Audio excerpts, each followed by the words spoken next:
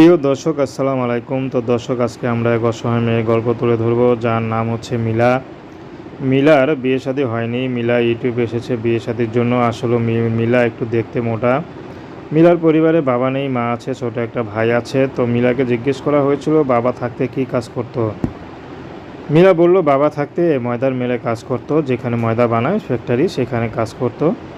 তো বর্তমানে বাবাটা নাই, তার ছোট ভাইকে নিয়ে মাকে নিয়ে আছে। মিলা বর্তমানে একটা কারখানায় কাজ করে, সেখানে সেলাই মেশিনের কাজ করে, সেখানে বিভিন্ন হিজাব সেলাই করে। নামাজে হিজাব কন্ট্রাক্ট নেয়, সেখান থেকে হিজাব সেলাই করে প্রত্যেক হিজাবের সেলাই মজুরি 6 টাকা করে পায়। তো সেটা দিয়ে যা পায় তা দিয়ে কোনো মতে ঠেকে ঠুকে সংসারটা চলে। বর্তমানে বিয়ের বয়স হয়েছে, বিয়ে শাদী করবে, কিন্তু অভাবে সংসার কে বিয়ে করবে।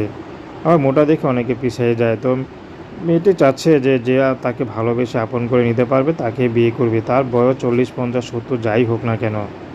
তো দর্শক, এই ছিল অসহায় মেয়েটির জীবনের গল্প। তো তার সাথে যোগাযোগ করতে চাইলে তার নাম্বারটা দেওয়া আছে। তো প্রেম ভালোবাসা বিয়ে শাদী করা একান্ত আপনাদের ব্যক্তিগত ব্যাপার। আসুন আমরা 5 ওয়াক্ত